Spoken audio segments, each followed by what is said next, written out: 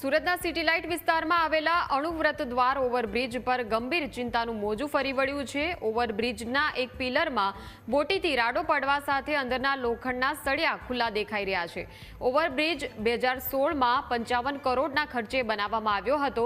આ બ્રિજનું 9 વર્ષમાં જ 7 કરોડના ખર્ચે રિહેબિલિટેશન કરવું પડ્યું હતું।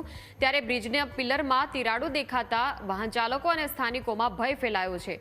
આ મામલે બ્રિજના નિર્માણમાં સંકળાયેલી એજન્સીઓ અને अधिकारियों कामगीरी पर गंभीर सवालों उभा थया छे।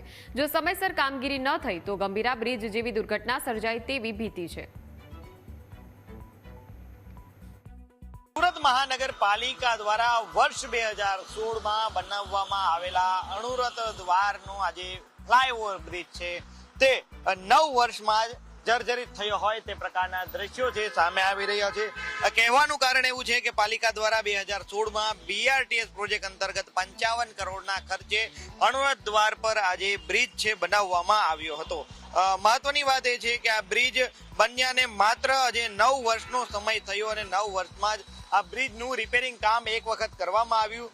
55 करोड़ना खर्चे आ ब्रिज बन्यो हतो अने त्यारबाद 7 करोड़ना खर्चे आ ब्रिजનું આજે રિહેબિલિટેશન કામ જે છે તે કરવામાં આવ્યું હતું। એટલે કે અમુક જગ્યાઓ પર જે રિપેરિંગ હતું તે કરવામાં આવ્યું હતું, પરંતુ ફરીથી આ બ્રિજના જે પિલરો છે તે જર્જરિત હોય તે પ્રકારના દ્રશ્યો હાલ સામે આવી રહ્યા છે।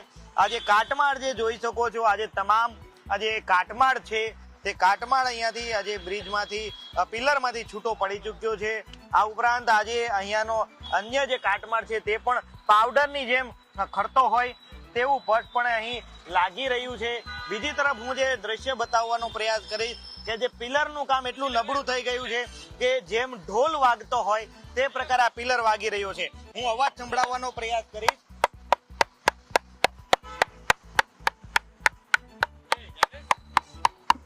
આ જોઈ શકો છો કે આ ઢોલની જેમ આ પિલર છે આખો વાગી રહ્યો છે અને આ અંદર જાણે કોઈ પણ પ્રકારની સિમેન્ટ કોન્ક્રીટની વસ્તુઓ જ ન હોય તે પ્રકારે આ બ્રિજ છે તેનો પિલર જર્જરિત થઈ ગયો છે। અત્યારે લોકો સાથે પણ વાતચીત કરવાનો પ્રયાસ કરીશું કે તેઓ શું કહેવા માંગે છે। શું કહેશો, આ બ્રિજ છે 9 વર્ષમાં જર્જરિત થઈ ગયો છે, પિલરમાં તિરાડો છે, કેટલું જોખમકારક?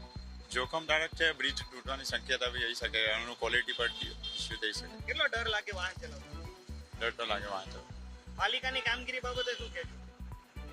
મે બી ક્વોલિટી વર્ક કરવું જોઈએ છે।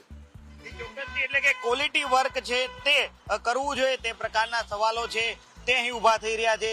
ફરીથી હું તમને બતાવવાનો પ્રયાસ કરીશ કે આ જે બ્રિજ છે તેનો જે પિલર છે તે પાવડરની માફક અહીં જે છે તે બહાર આવી રહ્યા છે। સિમેન્ટ જાણે આ સિમેન્ટ જ ના હોય તે પ્રકારે આ જે પાવડર જ લગાવવામાં આવ્યો હોય તે પ્રકારના દ્રશ્ય છે તે હાલ અહીં જોવા મળી રહ્યા છે। આજે લોખંડના જે સળિયાઓ અહીંયા ઉપયોગમાં લેવાયા હતા તે સળિયાઓ જોઈ શકો છો અને તમામ જે આજે કોન્ક્રીટ છે તે પાવડરની માફક અહીં છે બહાર આવી રહ્યું છે। અને આ જોઈ શકો છો અવાજ પરથી એવું લાગે જાણે ઢોલ વગાડવામાં આવતો હોય તે પ્રકારે આ બ્રિજ છે તે જવાબ આપી ગયો હોય તેવું સ્પષ્ટપણે લાગી રહ્યું છે। હાલ તો અણુવ્રત દ્વારનો આ બ્રિજ છે બન્યાના 9 વર્ષ જ થયા છે અને તેનો પિલર છે તે ખૂબ જર્જરિત થઈ ગયો છે। અંદરનો જે સિમેન્ટની વચ્ચે જે સળિયા મૂકવામાં આવ્યા હોય છે તે પણ કાટી ગયા હોય તે પ્રકારની હાલતમાં અહીં જોવા મળી રહ્યા છે।